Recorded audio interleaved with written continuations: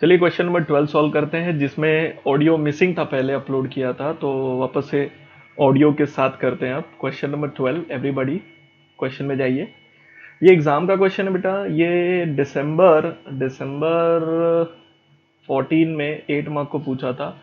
Not only December 18, but ये ना पूछते रहता है, तो थोड़ा इंपॉर्टेंट समझ के चलिए इसको। तो यहाँ लिख देता हूँ कोने में, इंपॉर्टेंट सम है, ठीक है। आ जाओ। From the following details find out the working capital requirement on cash cost basis.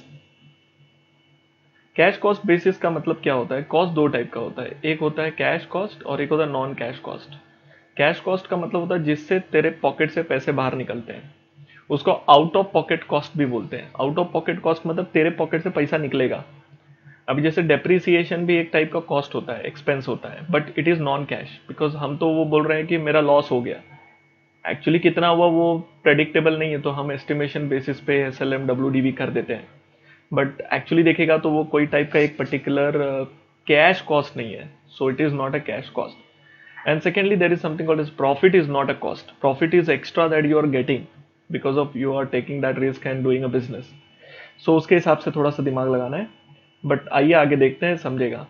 Question में दे रखा है sales 60 lakh, material consumed, supplier extend 2 month credit. Supplier बोले तो क्रेडिटर, सेल्स का बोलेगा तो debtor. Wages paid 1 month in arrear. ये यहां पर जो है ना, ये पर एनम अमाउंट दिया हुआ है, ठीक है, पूरे साल साल भर का। वेजेस हम लोग 1 महीने का आउटस्टैंडिंग करते हैं, तो आउटस्टैंडिंग वेजेस पकड़ लो।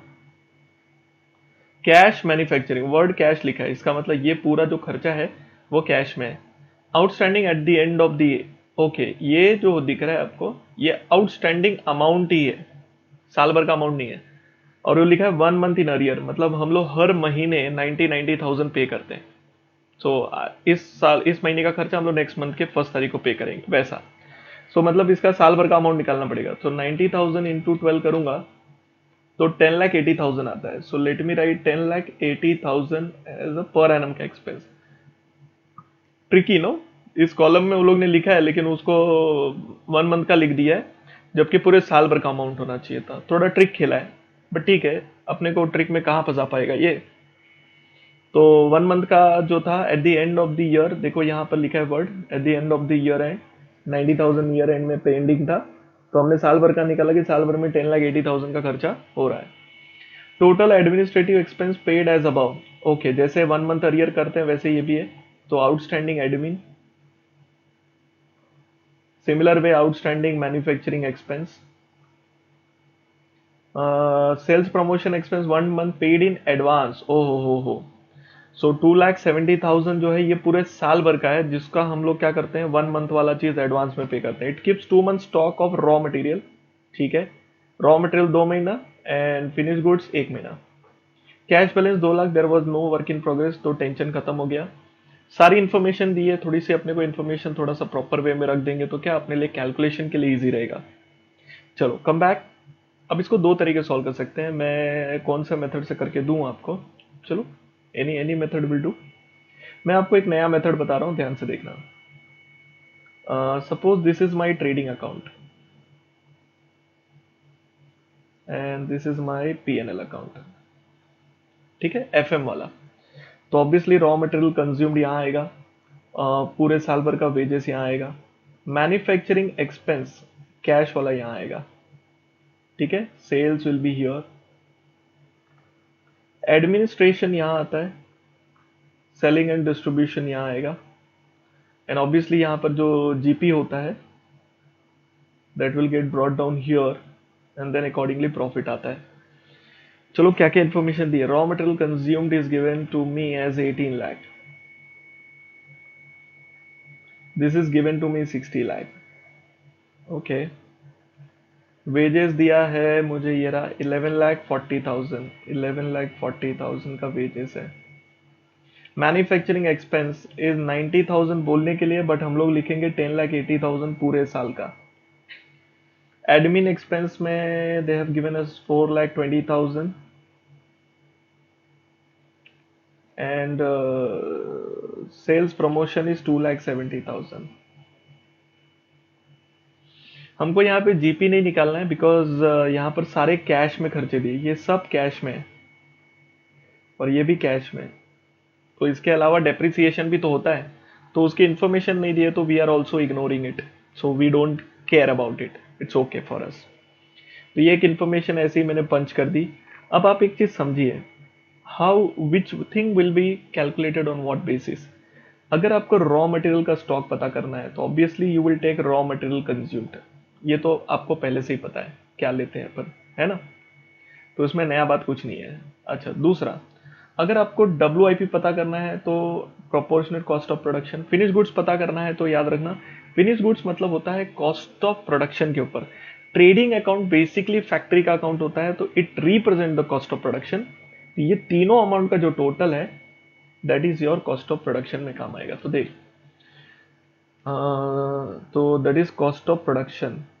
Okay, so I can take 18 lakh plus 1140 plus 10080. That comes to 4020 lakh. And this was 18 lakh. ठीक है, जस्ट फॉर योर अंडरस्टैंडिंग। और एक चीज आती है डेटर। डेटर मैंने आपको जनरली किस पे सिखाया है, सेल्स पे, जो कितना दिया है 60 लाख। लेकिन अगर कैश कॉस्ट मेथड है ना, तो डेटर सेल्स में से प्रॉफिट निकाल देना है, तो हमको टोटल कॉस्ट लेना पड़ेगा, टोटल कॉस्ट, प्रॉफिट नहीं ले सकते, कैश कॉस्ट मेथड है ना। तो प्रॉफिट नहीं लेना है तो क्या करूं, तो देख, एक तरीका तो एक है सेल्स में से प्रॉफिट माइनस करो जो मुझे नहीं पता, net profit I don't know, और नेट प्रॉफिट माइनस करने के बाद डेप्री भी माइनस करना पड़ेगा ना। तो यहां पर मैं लिख देता हूं माइनस डेप्री, तो टोटल कॉस्ट, टोटल कौन सा वाला कॉस्ट आएगा पता है, कैश वाला कॉस्ट आएगा। अब मेरा लफड़ा क्या है ना, मुझे ये पता है ना मुझे ये पता है, बट मुझे टोटल कैश कॉस्ट पता है, जैसे ये तीनों का टोटल प्लस ये दोनों का टोटल, है ना, तो वो मैं निकाल सकता हूं। तो कैसे करूं मैं, 4020 तो कॉस्ट ऑफ प्रोडक्शन था, प्लस 420 प्लस 270, टोटल कॉस्ट की बात करेंगे तो इट इज 47,10,000। हाँ, इससे कैलकुलेशन कर सकते हैं। ये जो मैंने अमाउंट निकाले पूरे साल भर के, इसको डिवाइड बाय 12 करके जो भी नंबर ऑफ क्रेडिट मंथ है या फिर जो भी स्टोरेज पीरियड है उसके हिसाब से कैलकुलेशन खत्म कर सकते हैं। अब मैं इसको ले रहा हूं कैलकुलेशन में, आ जाओ। तुम कुछ मत करो यार, एक बार सम समझ लेना, बेवकूफ, दिमाग खराब कर रहा है, कॉपी मत करो। Estimation of working capital requirement bracket में कैश कॉस्ट मेथड, ठीक है, आ जाओ। मेरी बढ़िया वाली स्केल किधर गई, थोड़ा लाइन वाइन अच्छे से खींचे। आप तो अब घर पे बैठे हो, आप अच्छे से लाइन खींच पाने चाहिए ना। Oh, very nice. सो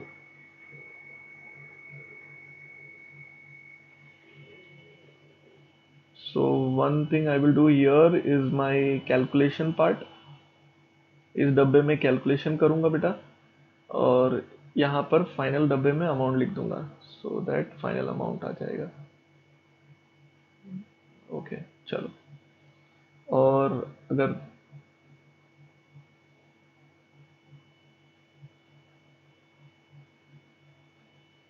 अब ठीक लग रहा है, साफ सुथरा एकदम टकाटक।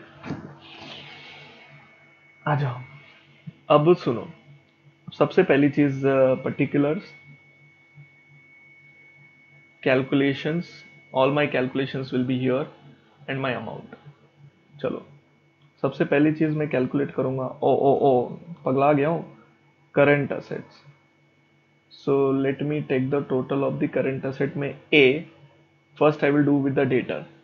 डेटर को हम लोग टोटल कैश कॉस्ट पे लेंगे, किस पे लेंगे बेटा, टोटल कैश कॉस्ट पे, जो क्वेश्चन में अपन ने अभी थोड़ी देर पहले निकाला, ये रहा 47,10,000। सो आई विल टेक 47,10,000 पूरे साल का है, डिवाइड बाय 12 मंथ किया तो एक महीने का मिला। जरा फटाक से बता दो क्रेडिट पीरियड कितना दिया अपन ने, ये रहा, ये देख 3 मंथ्स का क्रेडिट पीरियड, क्वेश्चन में देख, क्वेश्चन में 3 महीना, 3 महीने का क्रेडिट पीरियड दिया है। सो 3 महीने का कितना अमाउंट आता है वो निकालेंगे, 47,10,000 डिवाइड बाई 12 इंटू 3, एक बढ़िया सा अमाउंट आ गया 11,77,500। This is my debtor. Now second part is of raw material. So raw material is the basis is raw material consumed, पूरे साल भर में जो कंजम्पशन लगता है उसका स्टोरेज 1 महीने का 2 महीने का स्टॉक हम स्टोर करके रखते हैं। तो साल भर का जो कंजम्पशन रिक्वायरमेंट है अपना, जो क्वेश्चन में दिया है is 18 lakh. So 18 lakh is entire year, divide by 12 month into 2 months, 2 months, 2 month. So let me multiply 2 months. तो 18 lakh divide by 12 into 2 comes to 3 lakh rupees का मेरा स्टॉक में खर्चा होता है। These are my amounts. Last column is my amounts of working capital amount required cash में। सी WIP question में ना बोला, इग्नोर करने को बोला है तो इग्नोर कर दिया। फिनिश गुड्स अपने को जो रखना है 1 मंथ का स्टॉक रखना है। I can verify here, see 1 month का स्टॉक रखना है, ठीक है। Finish goods will be on total cash cost of production. Cost of production बोलेगा तो उसमें material, wages and manufacturing expense आ जाता है, जो हमने अभी थोड़ी देर पहले यहाँ पे निकाला। ये देख 40,20,000, ठीक है ना। सो वो ले लेता हूं मैं। 40,20,000 साल भर का है, डिवाइड बाई 12 मंथ, 1 महीने का मिलेगा डिवाइड करते ही, multiply by 1 month. 40,20,000 divide by 12, multiply करने की जरूरत नहीं, मल्टीप्लाई करेगा तो 1 मंथ 1 ही होता है। 3,35,000 का अपने को फिनिश गुड्स का स्टॉक लगेगा। Very nice. Now D, debtor ले लिया, रॉ मटेरियल ले लिया, WIP दिया नहीं है, फिनिश गुड्स ले लिया। मेरे हिसाब से कैश ले लेते हैं। क्वेश्चन में it will be given which is given to me as a 2 lakh, तुम देख लो। ई, advance sales promotion expense. Okay, कितना एडवांस देते हैं वो एक बार देख लो। So if you look at that advance, 1 month advance देते हैं, 1 month. So let me write 1 month. So total amount पूरा साल भर का, तो जो टोटल अमाउंट साल भर का रहेगा वो लीजिए 2,70,000 divide by 12 month into 1 month का एडवांस। मतलब इतना पैसा अपने को चाहिए रहता है एडवांस में, तभी तो हम दे पाएंगे ना, डे 1 पे देना पड़ेगा। सो 22,500 उसको देना पड़ेगा, तो ही आप अपना काम आगे बढ़ेगा। So this is what I calculated. Now let me come up with my ruler. यहाँ लाइन खींच देते हैं बढ़िया सी, so that I can get my total. So let me get my total now. चल बता टोटल कितना आएगा। 11,77,500 प्लस 3 लाख। कैलसी भी एक बढ़िया चीज है, if you practice a lot you can calculate फटाफट थोड़ा सा। 20 lakh 2035। yes, this is total of my current asset. This is also technically known as gross working capital, ठीक है ना। नेट बोलेगा तो करंट लाइबिलिटी माइनस करेंगे, अभी थोड़ा ही करना है तो लाइन सीधा सीधा खींच देता है। So I will go with the current liability. Writing से ऐसा लगता होगा आपको कि मेरे को डॉक्टर बनना चाहिए था, जिस तरीके से मैंने करंट लिखा है वो बॉडी में करंट आने के बाद लिखते हैं ना, वैसा कुछ लिख दिया है, बट ठीक है। क्रेडिटर, क्रेडिटर जो होता है ना, एक्चुअली अपने को किस पे लेना चाहिए पता है, टोटल क्रेडिट परचेज पे।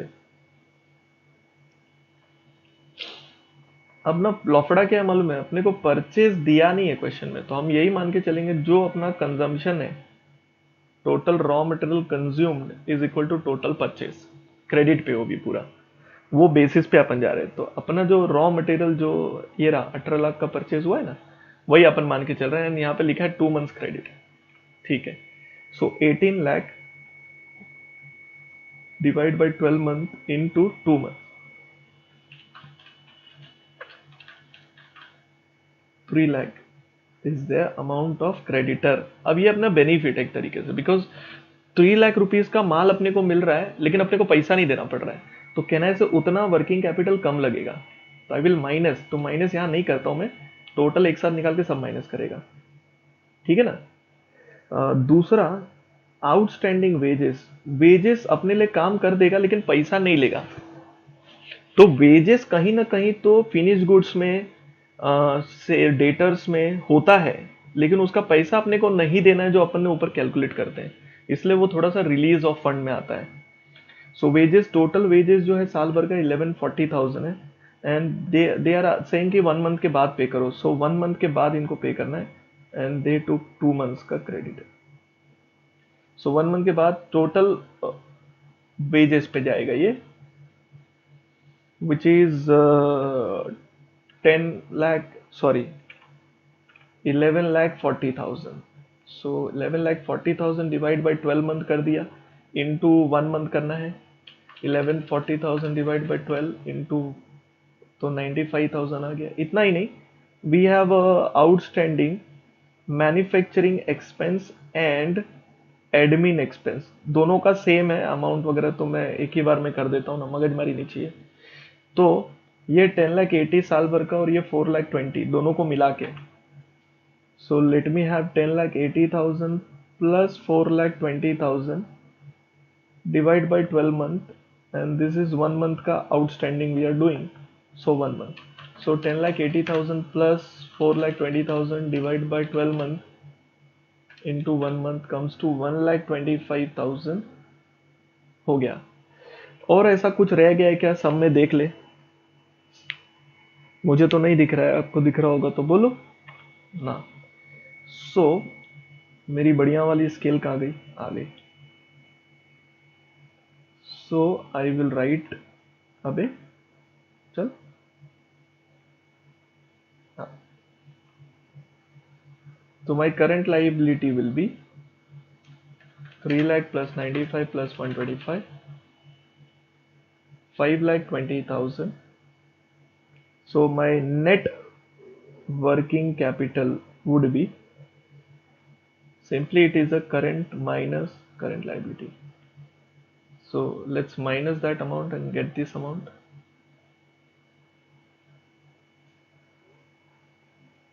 This minus this.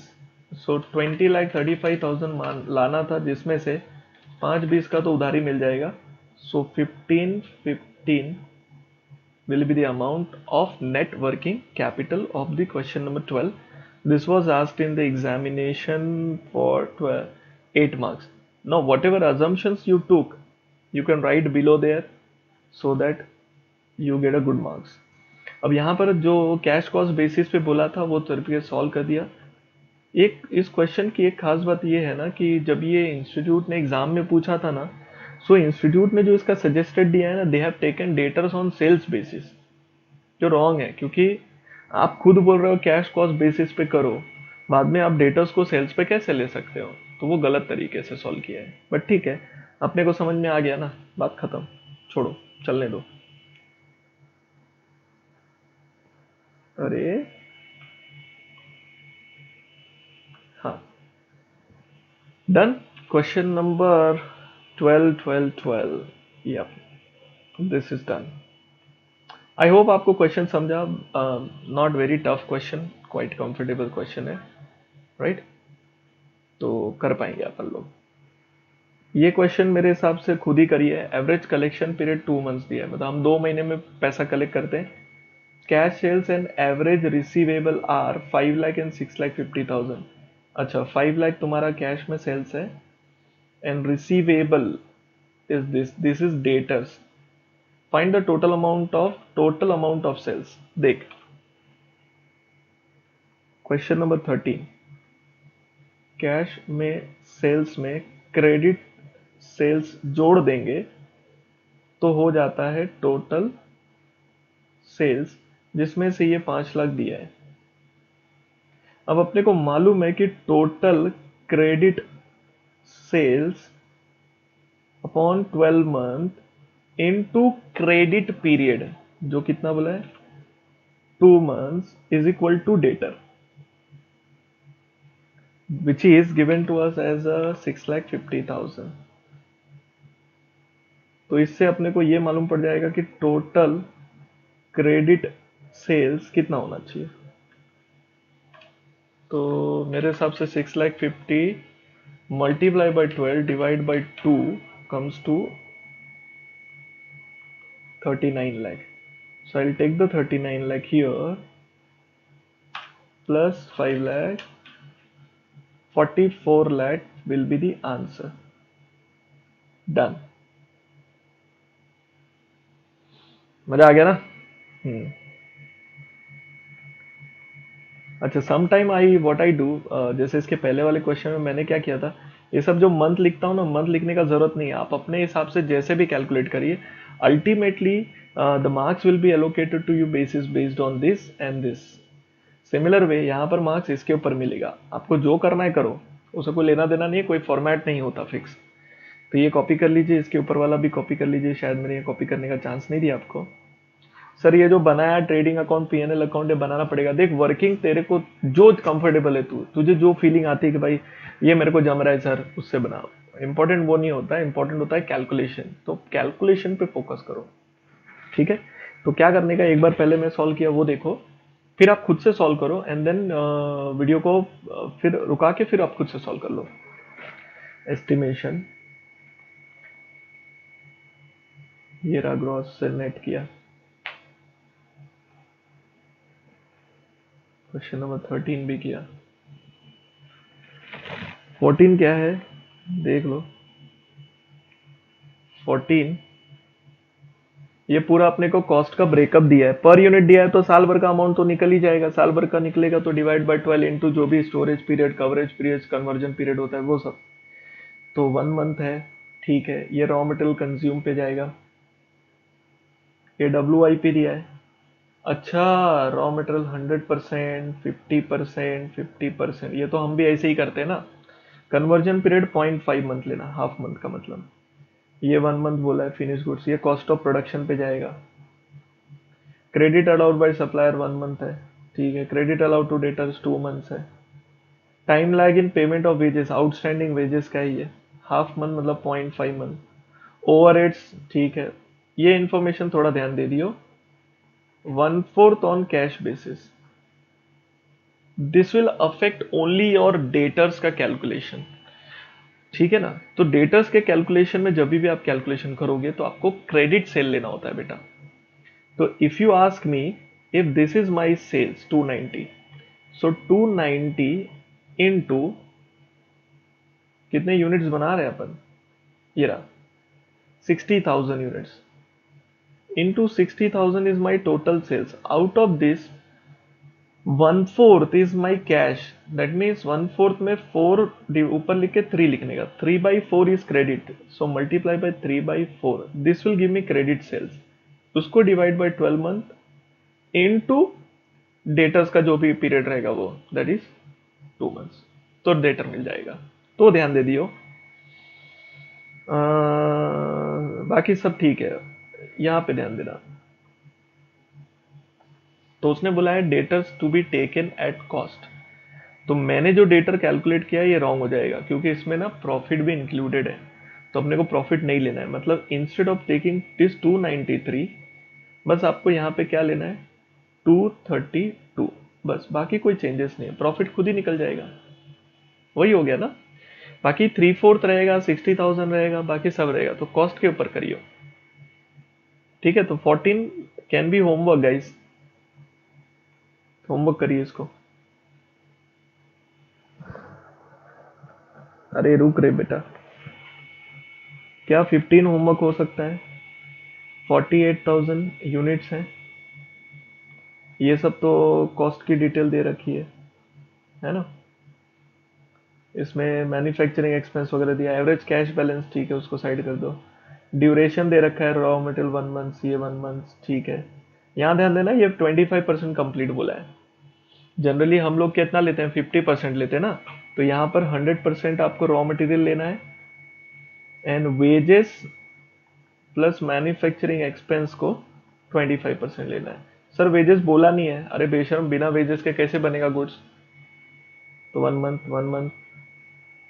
Uniform cell 4,000, इससे कोई आपको लेना देना नहीं है. डिवाइड बाय 12 करते हो, वही से करना है. डेटर्स एट कॉस्ट बोला है. यहां ध्यान दीजिए, ध्यान दो. तो कॉस्ट पे लेना, मतलब आप क्या करेंगे इसमें, इसको अगर ठीक से बनाएंगे तो 100. अच्छा, वेजेस इसके अंदर इंक्लूडेड है, इट इंक्लूड्स वेजेस. तो वेजेस ढूंढना नहीं अपने को. ये 30 हो गया. तो 130 हो गया, प्लस सेलिंग कॉस्ट 20, तो 150 हो गया। Then we sell it for 180, that is 30 rupees का अपना क्या है, प्रॉफिट है। So debtor will be calculated at 150। Debtors to be valued at sales, oh my god, debtors को इस पे वैल्यू करो।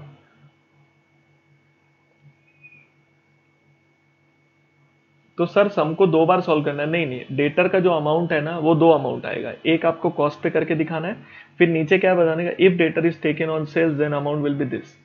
सिर्फ वो थोड़ा सा करंट एसेट के कैलकुलेशन में ध्यान दे दियो, इजी है, सम कर पाएगा आप, करिए 15 भी आप होमवर्क करिए। Don't expect me to solve, साले सब मैं सॉल्व करेगा तू क्या करेगा। एनुअल प्रोडक्शन 72,000 है, रॉ मटेरियल 2 मंथ्स का कंजम्पशन है, ठीक है। फिनिश स्टॉक 3 मंथ्स का है, डब्ल्यू आई पी 1 मंथ है, डेटर्स 3 मंथ, सेल्स वैल्यू का, कॉस्ट पे नहीं सेल्स वैल्यू का, ठीक है। क्रेडिटर 2 मंथ्स है, कैश बैलेंस 1 लाख है, ठीक है। सेलिंग प्राइस दे रखा है और ये उसका ब्रेकअप दिया है, याद है क्वेश्चन नंबर 2 में ऐसे अपन ने कर रखा है पूरा, तो होमवर्क। इसके आंसर्स आप कमेंट में लिखिए कि कमेंट में आपका क्या आंसर है, so that other students can verify that answer and आपका भी वेरीफाई हो जाएगा, है ना। Comment is kind of our chat box, तो वी कैन यूज दैट। इधर तो पहले से ही होमवर्क लिखा है, मतलब ये होमवर्क ही करना पड़ेगा आपको। Level of activity is 3 lakh units, the cost structure is given to us, if you look at this very carefully it is like this, है ना। Raw material on an average 2 months बोला है, W I P 50% complete to half months production, मतलब 0.5 month. याद रखना 50% complete का मतलब होता है हर एक मामले में 50%, मतलब रॉ मटेरियल भी 50%, वेजेस भी 50%, ओवरहेड भी 50%, so all this will be taken as 50%। Finish goods in warehouse is 1 month, supplier material extend 1 month, credit 2 months, nominal allowed to debtor, minimum cash 25,000 student, but is perfect, normal समय, एकदम लुखा समय, खटाखट कर डालो, homework है। Homework दे रहा हूँ इसका मतलब ये नहीं है कि आपको आज के आज ही बैठ के होमवर्क कर देना है, but take your own time, do it and all comment in the box कि this is what your answer you got. When you comment, try to comment current asset का अमाउंट इतना है, करंट लायबिलिटी का amount इतना है, working capital इतना है, so that everyone can verify the amount. दोस्तों एक और बात याद रखना, प्रैक्टिस के लिए बता रहा हूँ कि back side of the module के पीछे, पूरा मॉड्यूल के पीछे नहीं जाना है, जैसे वर्किंग कैपिटल चैप्टर के पीछे जाएगा तो वहाँ प्रैक्टिकल प्रॉब्लम्स दिए इंस्टीट्यूट ने, ये क्वेश्चन आप प्रैक्टिस कर सकते हो। अच्छा खास बात क्या है, अच्छे अच्छे सम्स हैं इजी इजी लेवल पे, जैसे क्वेश्चन नंबर 1 एक है जिसमें यहाँ आंसर दे रखा है, तो आपको ये पूरा सॉल्व करना है और आंसर्स अपने वेरीफाई करने हैं। हाँ, but it may so happen that कि answer may not be right, तो आप एक बार सॉल्व करके देखिए, कहीं भी कुछ डाउट आउट आएगा तो पूछ लो, ज़्यादा परेशान मत करना मेरे को, बट ठीक है पूछ सकता है। क्वेश्चन नंबर 2 भी वैसे ही है, देखो यहाँ पे दिया हुआ है, इजी क्वेश्चन है वो जो मैं आपको देना चाहता हूँ, जो मैंने अभी लास्ट वीडियो में जो क्वेश्चन मैंने अभी तुमको दिया उसके एंगल से अगर आप देखिएगा ना, तो देखो ये क्वेश्चन आप प्रैक्टिस कर सकता है। This is similar to question number 12 of text book, जिसमें सेफ्टी मार्जिन भी बोला है 15% का, एंड कैश जो बोला है उसने 50% ऑफ करंट लाइबिलिटी लेना है, बाकी सब सेम है, बाकी ऐसा कुछ नहीं है। It includes depreciation as a cost of production, तेरे लिए काम करनी इन्फॉर्मेशन तू छोड़ सकता है। ग्रॉस प्रॉफिट 20% दिया हुआ है, ग्रॉस प्रॉफिट 20% दिया है, मैं आपको बताता हूँ डेप्रिसिएशन कितना आएगा, बट बिना डेप्रिसिएशन के आप जैसा वर्किंग नोट मैंने अभी किया था क्वेश्चन नंबर 12 में, सेम तरीके से करिए, सॉल्व कर दीजिए, डेप्रिसिएशन तक पहुंचने का जरूरत ही नहीं आपको। 1 मंथ का स्टॉक अपन रख रहे हैं दोनों के लिए, रॉ मटेरियल और फिनिश गुड्स के लिए। 2 मंथ्स का क्रेडिट है, ये अपना डेटर हो गया, ये अपना क्रेडिटर हो गया, ये वेजेस हो गया, है ना। ये manufacturing expense outstanding at the end of the year, देखो सेम तरीके से लिखा है, ये आउटस्टैंडिंग है, तो अपने को साल भर का निकालना है, तो 60,000 इंटू 12 हो जाएगा ना, तो दिस विल बी 7,20,000, 60 इंटू 12 7,20,000। और ये एडमिनिस्ट्रेशन एक्सपेंस दिया है तेरे को, और ये क्वार्टरली पे, यहाँ पे जो आंसर दिया है ना, answer is not right, answer is not right, एक बार वो चेक कर लेना। थोड़ा सा डिफर होएगा, शायद मेरे को लग रहा है यहाँ पे थोड़ा सा डिफरेंस होगा। ये राइट है, एकदम माइन्यूट फर्क पड़ेगा, तुझे ज्यादा फर्क नहीं पड़ेगा। हाँ, यहाँ पे जो ध्यान देने जैसा है, क्या ध्यान देना है, डेटर्स को टोटल कॉस्ट पे लेना, समझा? डेटर को किस पे लेगा, टोटल कॉस्ट पे लेना। और फिनिश्ड गुड्स को किस पे लेगा, कॉस्ट ऑफ प्रोडक्शन पे, वो तो हम लोग लेते ही है। बस बाकी सब सेम है। इसमें अगर डेप्री निकालना है ना, तो देख क्या है मालूम है, यहाँ पे ना ये ग्रॉस प्रॉफिट दिया है, तो आप सीओजीएस निकाल सकते हो सब में, and then you can backward जाके कैलकुलेशन करके अपन क्या कर सकते हैं, डेप्री निकाल सकते हैं। बट जरूरत नहीं है डेप्री का, बिकॉज बिना डेप्री निकाले भी पूरा सम क्या होता है, सॉल्व हो जाता है। तो no need to calculate the depreciation. ये एक सम कर सकता है, क्वेश्चन नंबर 12 जैसा है। और एक क्वेश्चन इसमें है जो क्वेश्चन नंबर 12 जैसा है, दिखाता हूं तेरे को। कहाँ गया बे?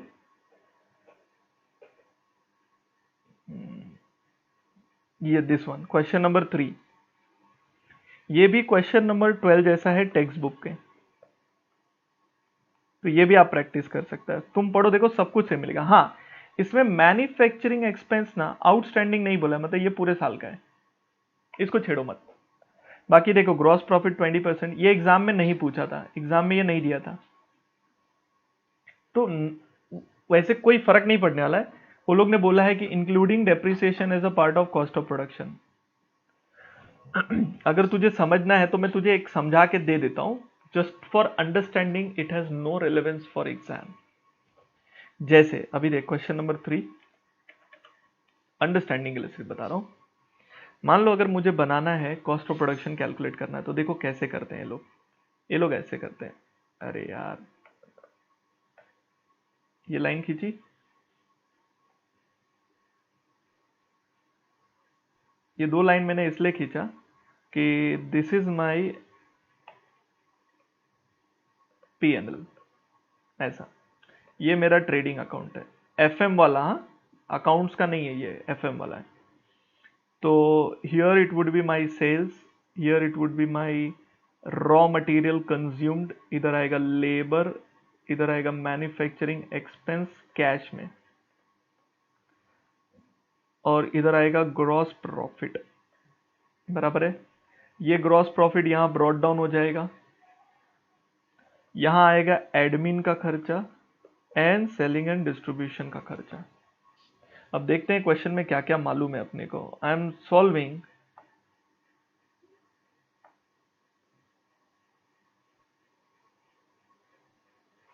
रुक जाओ भाई, रुक जाओ रुक जाओ रुक जाओ रुक जाओ।